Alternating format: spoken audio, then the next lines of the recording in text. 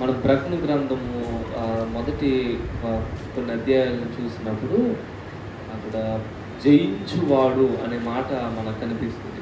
జయించువానికి నా దేవుని పరదేశంలో ఉన్న జీవవృక్ష ఫలాలను తినిపిస్తాను, జయించువానికి తెల్ల రాతినిస్తాను.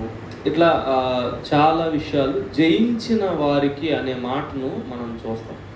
సో జయించాలి అని అంటే అక్కడ పరిస్థితులు పోరాటమై ఉండాలి. ఒక పోరాటం అయితేనే జయించుట అనేది సాధ్యపడద్ది.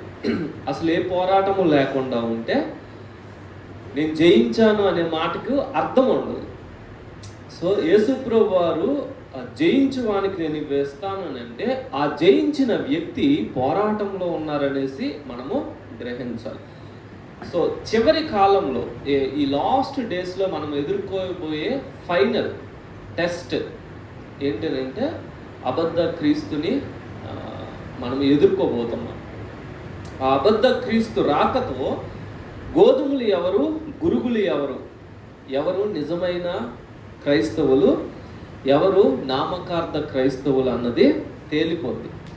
సో మనం ప్రకటన గ్రంథము 13వ అధ్యాయము 7వ వచనాన్ని చూసినప్పుడు, మరియు పరిశుద్ధులతో యుద్ధము చేయును, వారిని జయింపను, దానికి అధికారం ఇయ్యబడును, ప్రతి వంశము మీదను, ప్రతి ప్రజ మీదను, ఆయా భాషలు మాట్లాడు వారి మీదను, ప్రతి జనము మీదను అధికారము దానికి ఇయ్యబడును.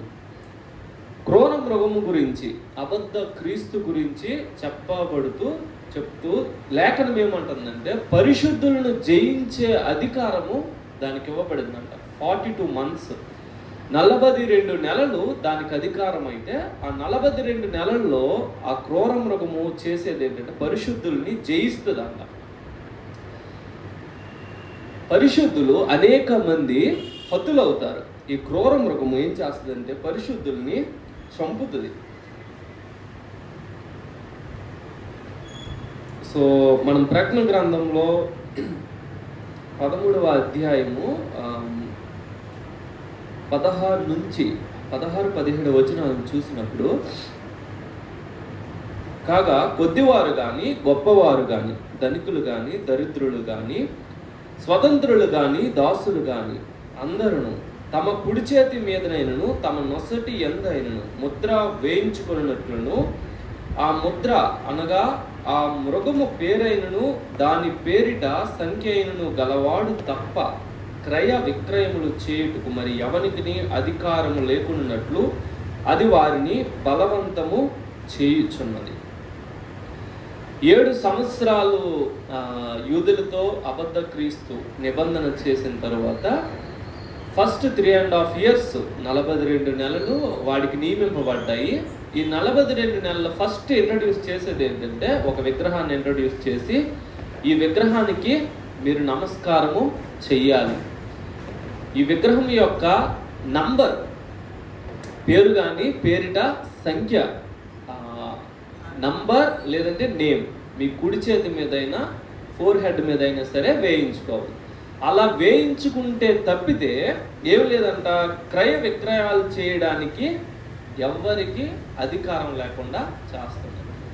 సో క్రయ విక్రయాలు, సెల్లింగ్ కానీ బయింగ్ కానీ జరగాలంటే ఈ ముద్ర అనేది కంపల్సరీగా ఉండాలి.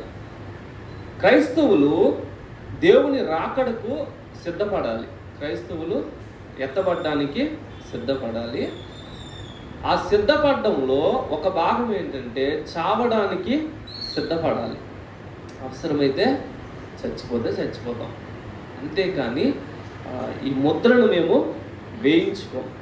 యేసుప్రభు వారు హెచ్చరికగా ముందే ఈ లేఖనాల్లో రాసి పెట్టారు. ఏమని రాసి పెట్టారు? 8వ వచనంలో మనం చూస్తే, భూనివాసులందరూ అనగా జగతుత్పత్తి మొదలుకొని వధింపబడి ఉన్న గొర్రెపిల్ల యొక్క జీవగ్రంథమందు ఎవరి పేరు వ్రాయబడలేదో వారు ఆ మృగమునకు నమస్కారము చేయుదు. ఎవరైనా నమస్కారము చేస్తే వాళ్ళు జీవగ్రంథంలో వాళ్ళ పేరు లేదు. ఎవరెవరు నమస్కారం చేయబోతున్నారనంటే, ఎవరెవరు ఆ సంఖ్యను వేయించుకోబోతున్నారనంటే, ఎవరి పేర్లు గొర్రెపిల్ల యొక్క జీవగ్రంథం ముందు రాయబడలేదో వాళ్ళు ఆ నంబర్ కానీ పేరు కానీ మృగానికి నమస్కారం చేయడం కానీ చేస్తారు. ఎందుకు వీళ్ళు చేస్తారు అనంటే, ఆ వస్తున్న ఆ మృగము ఎటువంటి పరిస్థితులను సృష్టించిందనంటే, అన్లెస్ మీరు నాకు నమస్కారం చేస్తే తప్పితే, మీరు నా పేరట సంఖ్యను వేయించుకుంటే తప్పితే మీకు కొనడానికి అమ్మడానికి. ఇప్పుడు దానికి ప్లాట్ఫామ్ రెడీ అవుతూ ఉంది. మనము అబ్జర్వ్ చేసినట్లయితే 2015 నుంచి అనుకుంటా మన డిజిటల్ కరెన్సీ వైపు ఏమంటారు, డిజిటల్ పేమెంట్స్ వైపు వెళ్ళాం. ఇప్పుడు మన చేతిలో ఎంత క్యాష్ ఉందంటే చాలా తక్కువ ఉంటుంది. మన అకౌంట్లో ఉంటుంది, మన చేతులు మాత్రం చాలా తక్కువ క్యాష్ ఉంటుంది. ఇప్పుడు ఈ మధ్య నిర్మలా సీతారామన్ గారేమో డిజిటల్ రూపీ అనే మాటను యూజ్ చేశారు. డిజిటల్ కరెన్సీని తీసుకొని వస్తాము, సో మిస్యూజ్ ఎక్కడ మిస్యూజ్ అవ్వకుండా, ఫేక్ కరెన్సీ నోట్స్ రాకుండా ఇది ఉపయోగపడద్ది అనేసి అంటున్నారు. సో ప్లాట్ఫామ్ మెల్లగా రెడీ అవుతూ ఉంది. ఈ మధ్య మనం చూసినట్లయితే హ్యాండ్తో పేమెంట్స్ చేస్తున్నారు, మొబైల్తో కాదు, సింపుల్గా హ్యాండ్ ఇలా అంటున్నారు, పేమెంట్ అయిపోతుంది. సో ఇదంతా రెడీ అవుతుంది. వాడికి ప్లాట్ఫామ్ వాడొచ్చి ఏం చేస్తున్నాడు, బలవంతం చేస్తున్నాడనే మాట మనం అక్కడ చూస్తాం. 17వ వచనం చివరి భాగంలో, క్రయ విక్రయములు చేయుటకు మరి ఎవనికి అధికారము లేకుండానట్లును అది వారిని బలవంతము చేయుచున్నది. సో ఏర్పడబోతున్న ఎన్ టైమ్ గవర్నమెంట్, వరల్డ్ గవర్నమెంట్ ఏదైతే ఉందో దాని హెడ్గా ఈ మృగము ఏం చేస్తుందంటే, అబద్ధ క్రీస్తు ఏం చేస్తుందంటే, ఈ నంబర్ వాళ్ళ దగ్గర ఉంటేనే పేమెంట్స్ జరుగుతాయి, లేకపోతే లేదు అనేసి. సో క్రైస్తవ సంఘము, క్రీస్తును నమ్మిన విశ్వాసి చాలా శ్రమ పడాల్సిన అవసరత ఈ పరిస్థితుల్లో ఉంటుంది. మనము 7వ అధ్యాయంలో చూస్తాము, 14వ వచనంలో,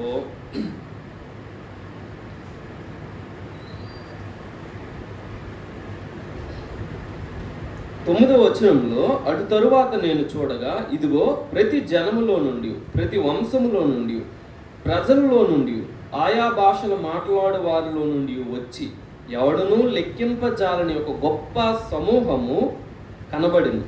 వారు తెల్లని వస్త్రములు ధరించుకొనిన వారై ఖర్జూరపు మట్టలు చేత పట్టుకుని సింహాసనం ఎదుటను గొర్రెపిల్ల ఎదుటను నిలువబడి.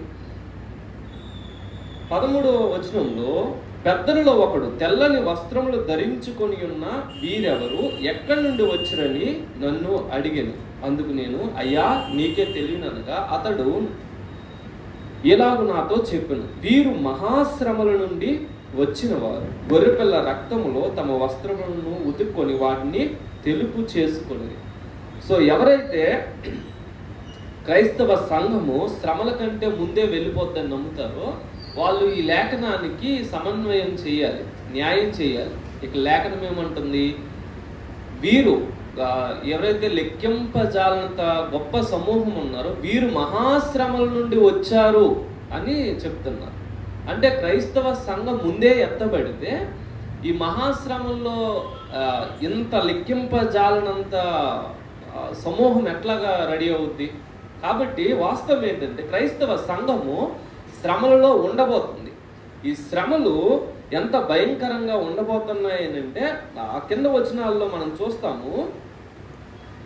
అందువలన వారు దేవుని సింహాసనం ఎదుట ఉండి రాత్రింపగళ్ళు ఆయన ఆలయములో ఆయన్ను సేవించుచున్నారు. సింహాసనాసీనుడైన వాడు తానే తన గుడారము వారి మీద కప్పును. అక్కడ 16వ వచనంలో మనం అబ్జర్వ్ చేస్తే, వారికి ఇక మీదట ఆకలి అయినను దాహమైనను ఉండదు. ఇక మీదట ఉండదు అని అంటే ఇప్పటిదాకా ఉండని అర్థం. ఏముంటుంది? ఆకలి ఉంటుంది, దాహం ఉంటుంది. సూర్యుని ఎండ అయినను ఏ వడగాలి అయినను వారికి తగలదు. అంటే వారి నివాసాలు కూడా సరిగా లేని పరిస్థితుల్లో మహాశ్రమంలో అంత హింసను పొందారు. తినడానికి తిండి దొరకలేదు, తాగడానికి నీళ్లు దొరకని పరిస్థితులు. మున్సిపల్ వాటర్ యూజ్ చేద్దామంటే నువ్వు నంబర్ వేయించుకోలేదు కాబట్టి నీకు వాటర్ సప్లై లేదు అని అంటారు. నువ్వు నెంబర్ వేయించుకోలేదు కాబట్టి నీకు రేషన్ ఇవ్వమంటారు. నీకు నంబర్ లేదు కాబట్టి నువ్వు షాప్లో ఏమీ కొనలేవు. తినడానికి తిండి, తాగడానికి నీరు కష్టమైపోయే పరిస్థితుల్లో బహుశా మనం మురికి నీరు తాగాల్సి రావచ్చేమో. సో ఇటువంటి భయానకమైన పరిస్థితులు క్రైస్తవ సంఘము ఎదుర్కోబోతుంది. వీళ్ళు ఇటువంటి పరిస్థితులు గుండా వస్తున్నారు కాబట్టి 17వ వచనంలో ఏలయనగా సింహాసన మధ్యముందు గొర్రెపిల్ల వారికి కాపరి అయి జీవజలముల బొగ్గల యొద్దకు వారిని నడిపించును. దేవుడే వారి కన్నుల నుండి ప్రతి బాష్ప బిందువును తుడిచివేయు. అంటే వాళ్ళ కళ్ళ నుంచి నీళ్లు కారుతున్నాయి. అది ఎంతవరకు అంటే దేవుడు తుడిచేంత వరకు ఉన్నాయి వాళ్ళ కళ్ళ మీద. సో మహాశ్రమలకి మనము సిద్ధపడాలి. ఒకవేళ నేను చెప్పే టీచింగ్ రాంగ్ అనుకోండి, నష్టమేం లేదు. మహాశ్రమల కొరకు మనం సిద్ధపడ్డాం. ప్రభా నీ కొరకు చావడానికైనా నేను రెడీ, అంతేగాని ఆ మృగం సంఖ్యకి నేను వేయించుకోను. ఆకలి దప్పులైనా ఎండ వడగాలి అయినా సరే నేను సిద్ధమే. నీ కొరకు చచ్చిపోయినైనా చచ్చిపోతాను, కానీ ఆ ముద్ర వేయించుకొనను అని మనము సిద్ధమయ్యాం. మహాశ్రమలు రాలేదనుకున్నాం, నష్టమేం లేదు. మనము దేవుని దగ్గరికి హ్యాపీగా వెళ్ళిపోతాం. కానీ లేఖనం చెబుతున్న వాస్తవం ఏంటంటే ఖచ్చితంగా క్రైస్తవ సంఘము, సార్వత్రిక సంఘము అబద్ధ క్రీస్తుని ఎదుర్కోవడానికి సిద్ధం అవ్వాలి. మహాశ్రమలకి సిద్ధం అవ్వాలి. యేసు ప్రభువు వారు పెట్టే అంతిమ పరీక్ష, శోధనను ఎలౌ చేస్తున్నారు. క్రైస్తవ సంఘాన్ని ఎవరు తనవారు, ఎవరు తనతో సరైన సంబంధంలో లేనివారు, ఎవరు నామకార్థమైన క్రైస్తవులు, ఎవరు తమ ప్రాణాలను తెగించైనా దేవుని కొరకు నిలబడాలి అనుకునే ఒరిజినల్ క్రిస్టియన్స్ అన్నది తేల్చడానికి దేవుడు ఒక పరీక్షను అనుమతించబోతా ఉన్నాడు. సో అబద్ధ క్రీస్తు వచ్చి ఈ సంఖ్యను, నేమ్ని అనౌన్స్ చేసినప్పుడు దానిని వేయించుకునే వాళ్ళు వేయించుకుంటూ ఉంటారు. అదే సమయంలో ఎవరైతే వేయించుకోవట్లేదో వాళ్ళని దేవుడు కౌంట్ చేస్తాడంటే 7వ అధ్యాయం ప్రకటన గ్రంథము 7వ అధ్యాయము 3వ వచనంలో ఈ మాట అంటున్నారు. ఈ దూత, మేము మా దేవుని దాసులను వారి నొసల్ల యందు ముద్రించు వరకు భూమికైనను సముద్రములకైనను చెట్లకైనను హాని చేయవద్దని బిగ్గరగా చెప్పారు. ఎవరెవరైతే మృగము సంఖ్యను వేయించు, వాడెక్కడ వేస్తున్నాడు? నుదుటి మీద వేయిస్తున్నాడు, రైట్ హ్యాండ్ మీద వేయిస్తున్నారు. ఎవరెవరైతే మేము మృగము సంఖ్యను, ఆ నేమ్ కానీ వేయించుకోము, అవసరమైతే చచ్చిపోతాము అని నిలబడ్డారో వారిని దేవుడు తన దూతను పంపించి వాళ్ళ నుదుటి మీద దేవుని పేరును లేదంటే సీల్ని వేస్తున్నారు. ప్రకటన గ్రంథము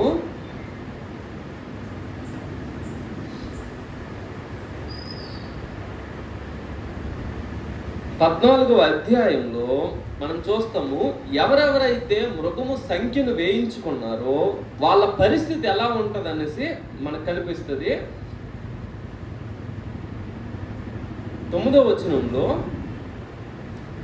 ఆ క్రూర మృగమునకు కానీ దాని ప్రతిమకు కానీ ఎవడైనను నమస్కారం చేసి తన నొసటి అందేమి చేతి మీదనేమి ఆ ముద్ర వేయించుకొనిన ఎడల ఏమీయూ కలపబడకుండా దేవుని ఉగ్రత పాత్రలో పోయబడిన దేవుని కోపమును మద్యమును వాడు త్రాగును. పరిశుద్ధ దూతల ఎదుటను గొర్రెపిల్ల ఎదుటను అగ్ని గంధకముల చేత వాడు బాధింపబడును. వారి బాధ సంబంధమైన పొగ యుగయుగములు లేచును. ఆ క్రూర మృగమునకు గాని దాని ప్రతిమకు గాని నమస్కారము చేయువారు దాని పేరు గల ముద్ర ఎవడైనను వేయించుకొని ఎల్లా వాడును. రాత్రింబగళ్ళు నెమ్మది లేని వారై ఉందురు. ఎవరెవరైతే ఆ పొట్ట కూటి కోసం, బ్రతకడం కోసం ఆశపడి ఆ ముద్రను వేయించుకున్నారో వాళ్ళకి ఫస్ట్ ఏముండదంటే నెమ్మది అనేది ఉండదు, స్టార్ట్ అవుతుంది. వాళ్ళకి నెమ్మది ఉండదు. తరువాత వాళ్ళు రాబోతున్న దేవుని ఉగ్రతలో, భూమి మీద ఉన్నప్పుడే దేవుడు తన ఉగ్రత పాత్రలను కుమ్మరించబోతున్నాడు. అవి వారి మీద కుమ్మరింపబడతావు. పరిశుద్ధుల 12వ వచనంలో దేవుని ఆజ్ఞలను యేసును గూర్చిన విశ్వాసమును గైకొనుచున్న పరిశుద్ధుల ఓర్పు ఇందులో కనబడు. సో ఎండ్ టైంలో ఈ పరిస్థితులు ఎట్లా ఉంటాయంటే, ఎవరెవరైతే ముద్రను వేయించుకోలేదో వాళ్ళని చూసి లోకం హేళన చేస్తుంది. మీరు ఎంత ఫూల్స్, ఆ బైబిల్లో ఏదో నమ్మి మీరు మీ పిల్లలను కష్టపడుతున్నారు, మీరు కష్టపడుతున్నారు. ఫ్యూ మంత్స్ ఉంటుంది, నాకు తెలిసి లెస్ దెన్ 3 months ఈ నంబరింగ్ అయిపోవడం తర్వాత ఈ 3 months వీళ్ళు చాలా హ్యాపీగా కొనుక్కోవడం కానీ లేకపోతే మిగతా ఫెసిలిటీస్ అన్నీ అనుభవిస్తారు. అనుభవించిన తర్వాత వీళ్ళకి క్రైస్తవ సంఘము ఈ కొద్ది నెలలు హింస పొందిన తర్వాత ప్రారంభమవుతాయి. ఏంటంటే దూతలు బూరలు ఊదడం అన్నది స్టార్ట్ అవుతుంది. మనము ప్రకటన గ్రంథం 8-9 అధ్యాయాలను చూసినప్పుడు 8వ అధ్యాయంలో బూరల గురించి రాయబడతా ఉంది. మొదటి దూత బూర ఊదినప్పుడు 7వ వచనంలో రక్తముతో మిళితమైన వడగండ్లను అగ్నియు పుట్టి భూమిపైన పడవేయబడిను. అందువలన భూమిలో 3వ భాగము కాలిపోయిను, చెట్లలో 3వ భాగమును కాలిపోయిను, పచ్చగడ్డంతియు కాలిపోయిను. సంఘము ఎక్కడే ఉంటుంది, బూరలు ఊదబడుతున్నప్పుడు. ఆ బూరలు ఊదుతున్నప్పుడు పరిస్థితులు మనం 7వ వచనంలో భూమి పచ్చగడ్డి కాలిపోవడం అన్నది మనం చూస్తాము. 8వ వచనంలో సముద్రంలో 3వ భాగము రక్తం అవుతుంది అని చూస్తాము. సముద్రంలో జంతువులు 3వ భాగం చచ్చిపోతాయి, ఓడల్లో 3వ భాగం నాశనం అవుతున్నాయి. 10వ వచనంలో నదుల 3వ భాగముల మీద, నీటి బుక్కల మీద ఒక నక్షత్రము చేదు మాచిపత్రి అనే నక్షత్రం పట్టం చూస్తాము. ఆ నీళ్లు చేదైపోవడం వలన మనుషుల్లో అనేకులు చచ్చిపోతారు. 12వ వచనంలో సూర్య చంద్ర నక్షత్రాల్లో 3వ భాగము చీకటి కమ్మునట్లు, పగటిలో 3వ భాగము సూర్యుడు ప్రకాశింపకున్నట్లు, రాత్రిలో 3వ భాగమును చంద్ర నక్షత్రములు ప్రకాశింపకున్నట్లు వాటిలో 3వ భాగము కొట్టబడి. ఈ 4 బూరల్లో 4 డిఫరెంట్ జడ్జిమెంట్స్ అనేవి వచ్చాయి. ఈ 4 జడ్జిమెంట్స్లో సంఘము కూడా ఉంటుంది, భూమి మీద ఉంటుంది. 9వ అధ్యాయంలో మనం చూస్తాము, 5వ దూత బూర ఊదినప్పుడు ఆకాశం నుండి భూమి మీద రాలిన ఒక నక్షత్రమును చూచితిని. అగాధం యొక్క తాళపు చెవి అతనికి ఇవ్వబడింది. అతడు అగాధము తెరవగా పెద్ద కొలుములో నుండి లేచి పొగ వంటి పొగ అగాధం నుండి లేచును. ఆ అగాధంలోని పొగ చేత సూర్యుని వాయుమండలం కలిగిన. 3వ వచనంలో ఆ పొగలో నుండి మిడతలు భూమి మీదకు వచ్చిన. భూమిలో ఉండు తేళ్లకు బలమున్నట్టు వాటికి బలము ఇయ్యబడి. మరియు నొసలయందు దేవుని ముద్ర లేని మనుష్యులకే తప్ప భూమినైనను గడ్డికైనను ఏ మొక్కలకైనను మరి ఏ వృక్షములకైనా హాని కలగజేయకూడదని వాటికి ఆజ్ఞ ఇవ్వబడి. సో సంఘము ఈ భూమి మీద ఉంటుంది. సంఘానికి దేవుడు ముద్రించారు. ఆ ముద్ర వేయబడిన వ్యక్తులను తప్పితే మిగతా వాళ్ళందరికీ హాని చేయడానికి ఆ మిడతలకి అధికారము ఇవ్వబడింది. ఎవరెవరైతే మృగము సంఖ్యను కానీ దాని పేరును కానీ కుడి చేత మీదైనా నొసటి మీదైనా వేయించుకున్నారో వాళ్ళు 5 నెలలు, మనం కింద భాగాల్లో చూస్తాము, అవి పుట్టినప్పుడు చావరు. కానీ 10వ వచనంలో తెల్ల తోకల వంటి తోకలు కొండ్లను వాటి కొనును 5 నెలల వరకు వాటి తోకల చేత మనుష్యులకు హాని చేయుటకు వాటికి అధికారం ఉంది. పాతాళపు దూత వాటిపైన రాజుగా ఉన్నాడు. సో 5 నెలలు మనుషులు ఈ మిడతల వలన కలిగే బాధ చేత బాధ అనుభవిస్తారు. తరువాత 6వ దూత బూర ఊదినప్పుడు ఇక్కడ ఒక సంఘటన జరగబోతా ఉంది. యూఫ్రటీస్ అను మహానది యొద్ద బంధింపబడి ఉన్న 4 దూతలను వదిలిపెట్టమని బూర పట్టుకొని ఉన్న ఆ 6వ దూతతో చెప్పుట వెంటనే మనుషుల్లో 3వ భాగమును సంహరింపవలనని అదే సంవత్సరమున అదే నెలలో అదే దినమున అదే గంటకు సిద్ధపరచబడి ఉండిన ఆ 4 దూతలు వదిలిపెట్టబడిరి. గుర్రపు రౌతుల సైన్యముల లెక్క 20 కోట్లు, వారి లెక్క ఎంత అని నేను వింటిని. తరువాత 18వ వచనంలో 17 చివరి భాగంలో, ఆ గుర్రముల తలలు సింహపు తలల వంటివి, వాటి నోళ్ళలో నుండి అగ్ని ధూమ గంధకములు బయలు వెళ్ళుచుండు.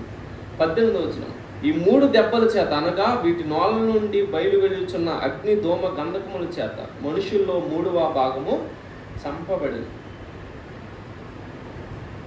900 కోట్ల మంది ఉన్నారని అంటే సుమారు 300 కోట్ల మంది.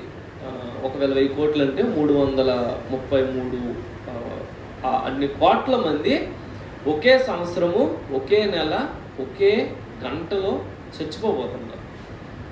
దానికి ఒక ఏమంటారు, ఆ ఆత్మీయ ప్రపంచం నుంచి ఒక సంఘటన జరగబోతుంది. ఆత్మల ప్రపంచం నుంచి యూఫ్రటీస్ నది దగ్గర ఏవైతే 4 దూతలు బంధింపబడి ఉన్నారో వాళ్ళు విడిచిపెట్టబడతారు. దేనికనంటే సంహారం చేయడానికి. స్పిరిచువల్ బీయింగ్స్ అన్నవి రిలీజ్ అవుతాయి. వచ్చి ఆ గుర్రాలు వాటి నోళ్ళ నుంచి అగ్ని ధూమ గంధకాలు వస్తాయి, వాటి తోకలేమో కరుస్తాయి. వీటి వలన 3వ భాగము చచ్చిపోతారు. అయితే అప్పుడు పరిస్థితి ఎట్లా ఉంటుంది అని అంటే 20వ వచనంలో, ఈ దెబ్బల చేత చావక మిగిలిన జనులు దయ్యములను చూడను వినని నడువును శక్తి లేనివై బంగారు వెండి కంచు రాయి కర్రలతో చేయబడిన తమ హస్తకృతములైన విగ్రహములను పూజింపకుండా విడిచిపెట్టినట్లు మారు మనస్సు పొందలేదు, మరియు తాము చేయుచున్న నరహత్యలను మాయామంత్రమును జారచోరత్వమును చేయకున్నట్లు వారు మారు మనస్సు పొందిన వారు కాదు. మొదటి 6 బూరలు ఊదబెడుతున్నప్పుడు సంఘము ఈ భూమి మీదే ఉంటుంది.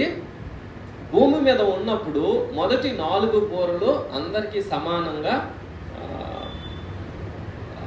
భూమి మీదకి తీర్పులు వస్తే, 5-6 బూరలు ప్రత్యేకంగా ఎవరైతే క్రూర మృగము యొక్క సంఖ్యను వేయించుకున్నారో వారి మీదకి రాబోతూ ఉన్నాయి. సో ఇప్పుడు మనము సిద్ధపడాలి. దేనికి సిద్ధపడాలి అని అంటే, మనం మాటి మాటికి ఈ మాట చూస్తాం ఏంటంటే పరిశుద్ధుల ఓర్పు. 14:12 దేవుని ఆజ్ఞలను యేసును గురించి విశ్వాసులను గైకొనుచున్న పరిశుద్ధుల ఓర్పు ఇందులో కనబడును అని. సో పరిశుద్ధుల ఓర్పు అనేది దేనికేనంటే, ఈ సంఘం మీదకి శ్రమ వస్తున్నప్పుడు శ్రమను తప్పించుకోవడానికి మనం ఈ సంఖ్యను వేయించుకుంటామా, లేదనంటే దేవుని కొరకు మనం నిలబడతాం. కొంచెం కాలం మనం ఓర్చుకోగలిగినట్లయితే, కొంచెం కాలం శ్రమ పడడానికి ఇష్టపడినట్లయితే, తర్వాత ఇప్పుడు వాళ్ళు వేయించుకున్న వాళ్ళకేమో 3 months 6 months మ్యాక్సిమం, అంతకు మించి ఎక్కువ వాళ్ళు ఆనందంగా ఏమి గడపరు. ఆ 3 to 6 months జీవితం కోసం, ఒకవేళ లేఖనాలు ఎవరికైనా తెలియకపోతే వాళ్ళు ఏమనుకుంటారు, ఇదే పర్మనెంట్ గవర్నమెంట్, ప్రపంచ ఏక ప్రభుత్వం ఏర్పడిపోయింది, సో ఇప్పుడు వేయించుకోకపోతే ఎప్పుడు వేయించుకోవడానికి లేదు, ఇప్పుడే నేను వేయించుకోవాలి, హ్యాపీగా ఉండాలి, క్షేమంగా ఉండాలని అనుకుంటారు. అయితే లేఖనాలను ఎరిగిన వారు ఈ కొద్ది సమయం మనం ఓపిక పెడితే తర్వాత మనము ఆదరింపబడతాం, లేదంటే తర్వాత ఈ శ్రమ నుంచి తప్పించుకుంటాం. ఎవరు జ్ఞానులు ఎవరు అజ్ఞానులు ఆ విషయము తేలిపోతుంది. కాబట్టి మనకి ఇవ్వబడిన ఈ సమయంలో మనము మన మైండ్స్ని ప్రిపేర్ చేసుకోవాలి. మనకి బోల్డన్ని సమస్యలు ఉన్నాయి, కానీ ఆ సమస్యలు ఏవి కూడా ఇప్పుడు రాబోతున్న దానికి పెద్ద విషయం కాదు. రాబోతున్నది మహాశ్రమల కాలము, రాబోతున్నది మనం అగ్ని చేత పరీక్షింపబడే కాలం. కాబట్టి మనం ఏం చేయాలనంటే సిద్ధపడాలి, దేనికైనా సిద్ధపడాలి. నాకు యేసు మాత్రమే ముఖ్యం, నాకు నా విశ్వాసం మాత్రమే ముఖ్యం. నేను అవసరమైతే దేవుని కొరకు చచ్చిపోతా తప్పితే ఈ మృగానికి నేను నమస్కరించను. చాలామంది హతసాక్షులు అవ్వబోతున్నారు. కాబట్టి మనము ప్రిపేర్ అవ్వాలి, ప్రిపేర్ అయితేనే నిలబడగలం. సో ఇంక కొద్ది రోజుల్లో నాకు తెలిసి మ్యాక్సిమం ఇంకొక 7 years తర్వాత ఈ వన్ వరల్డ్ గవర్నమెంట్ వచ్చే అవకాశాలు ఉన్నాయి. సో ఈ 7 years తర్వాత, ఈ 7 years నేనేమనుకుంటున్నానంటే యోసేపు కాలంలో 7 సంవత్సరాలు సమృద్ధి సంవత్సరాలు, 7 సంవత్సరాలు కరువు సంవత్సరాలు. అంటే నా అంచనా ఇది. నేను ప్రూఫ్స్ ఏం చూపించలేను, కానీ ఒక 7 ఇయర్స్ మనకి దేవుడు కృప ఇవ్వబోతున్నాడు. ఈ 7 ఇయర్స్లో ఎవరైతే వాక్యంలోను దేవునితో సహవాసంలోను ఎదగలుగుతారో వాళ్ళే శ్రమల కాలంలో నిలబడగలుగుతారు. ఎవరైతే ఈ 7 ఇయర్స్ని పట్టించుకోరో వాళ్ళు నిలబడడం అన్నది కష్టమైపోద్ది. సో మనకి ఇవ్వబడిన ఈ సమయము వృధాగా చేయకుండా, ఈ జీవిత సమస్యల గురించో మనం వరి అవ్వకుండా, ఇవ్వబడిన ఈ సమయము మహాశ్రమల కాలాన్ని ఎదుర్కోవడానికి కావలసిన విశ్వాసాన్ని పెంపొందించుకోవడానికి, భక్తి జీవితాన్ని పెంపొందించుకోవడానికి మనం వినియోగించుకున్నట్లయితే రాబోతున్న శ్రమల కాలంలో మనము నిలబడగలం. సో ఎవరైతే మృగానికి నమస్కారం చేస్తారో వారి భూమి మీద ఉన్నప్పుడు ఆ ఫ్యూ మంత్స్ తప్పితే వాళ్ళు కూడా శ్రమలు అనుభవిస్తారు. వాళ్ళు దేవుడి నుంచి శ్రమలు అనుభవిస్తారు, సంఘమేమో అబద్ధ క్రీస్తు నుంచి శ్రమలు అనుభవిస్తారు. ఇద్దరికి 2 విధాల శ్రమలు. కాబట్టి మనము ఏ సైడ్ ఉన్నా సరే శ్రమ పడడం తప్పదు. కాకపోతే వాళ్ళు first few years, few months relief ఉంటుంది. అది చూసి చాలామంది అటువైపు మొగ్గు చూపే అవకాశం ఉంటుంది. దేవుడు ఎవరైతే విశ్వాసం కొరకు నిలబడి ఉన్నారో వారిని సెలెక్ట్ చేసి, వారిని నంబరింగ్ చేసి, వాళ్ళని సీల్ చేసిన తర్వాత ఈ లోకం మీదకి ఉగ్రతను పంపించబోతూ ఉన్నాడు. సో మనకి ఇవ్వబడిన సమయం కొంచెం, వెరీ లిటిల్ వీ హ్యావ్. ఇప్పుడు మనం ఏమి చేయలేకపోయాము అనే దానికంటే కూడా మనం కలిగి ఉన్న దాన్ని పట్టుకోవడము చాలా చాలా ప్రాముఖ్యం. మన విశ్వాసాన్ని మనం కాపాడుకోవడము చాలా చాలా ప్రాముఖ్యం. కాబట్టి శ్రమలకు మనము సిద్ధం అవ్వాలి. దేవుడు ఆశీర్వదించినా ఆశీర్వదించకపోయినా, దేవుడు ప్రార్థన ఆలకించినా ఆలకించకపోయినా, దేవుడు నన్ను పట్టించుకుంటున్నాడని అనిపించకపోయినా మన శ్రమలకి సిద్ధం అవ్వాలి. సిద్ధమయ్యి యేసయ్యా నేను నిలబడడానికి నాకు సహాయం చేయి, give me grace to stand for you. నా ప్రాణాన్ని నీ కొరకు పెట్టడానికైనా నిలబడే ఆ కృప నాకు దయచే ప్రభు. మనము దేవుణ్ణి వేడుకుందాం. దేవుడు అటువంటి కృప మనకి అనుగ్రహించుకుంటాడు. ప్రార్థన చేసుకున్నాము. పరిశుద్ధ తండ్రి, జీవము కలిగిన దేవా, మీకు స్తోత్రాలు చెల్లిస్తున్నాము. దేవా, ఈ సంఘాన్ని నువ్వు పరీక్షించబోతున్నావు ప్రభా. మమ్మల్ని అందరినీ, మా విశ్వాసాన్ని దేవా, మా భక్తి జీవితాలను మీరు పరీక్షించబోతున్నారు తండ్రి. మాకు సహాయం చేయమని వేడుకుంటున్నాము ప్రభా. దేవా, ఇప్పటిదాకా మా జీవితాలు ఎలా గడిచాయో, కాయినా రాబోతున్న కాలంలో మేము దేవా అబద్ధ క్రీస్తును మేము ఎదుర్కోవడానికి కావలసిన భక్తి, కావలసిన విశ్వాసము దేవా మీరు మాకు అనుగ్రహించమని దేవా మేము సాధన చేసుకోవడానికి మాకు సహాయం చేయమని వేడుకుంటున్నాం. మాలో ఏ ఒక్కరము కూడా దేవా ఆ శోధన కాలంలో కదిలిపోకుండా మా విశ్వాసము కొరకు మా ప్రాణాలు తెగించి నిలబడ్డానికైనా సిద్ధపడడానికి మా కృప దయచేయండి. మాకు సహాయం దయచేయండి. నీ కృపాహస్తాలకు మమ్మల్ని మేము అప్పగించుకుంటున్నాము. ఈ కృపలో మమ్మల్ని భద్రపరచండి. మా ప్రభువును రక్షకుడైన యేసు నామమున ప్రార్థన చేస్తున్నాము తండ్రి. ఆమేన్.